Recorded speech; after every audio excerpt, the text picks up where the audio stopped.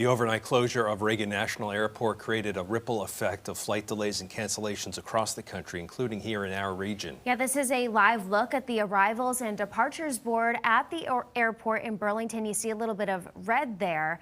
The Patrick Leahy Burlington International Airport's website shows that several flights between BTV and DCA were canceled today. That is one of them there in red. NBC5's Charlotte Hancock's caught up with travelers and spoke with a well-known aviation expert to get some insight into this crash.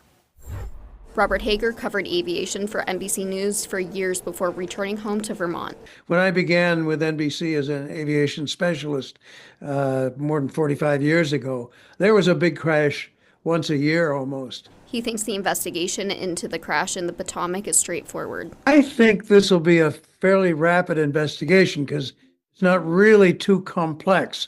Oftentimes they need to see the black boxes in detail, things like that. In this case, the primary pieces of evidence will be the conversations between the pilots and the air traffic controllers and precise tracing of the radar of just where the planes were when. The area around Reagan National Airport is known for its complex airspace, accommodating both commercial and military flights. Coordination between various agencies is crucial to prevent incidents.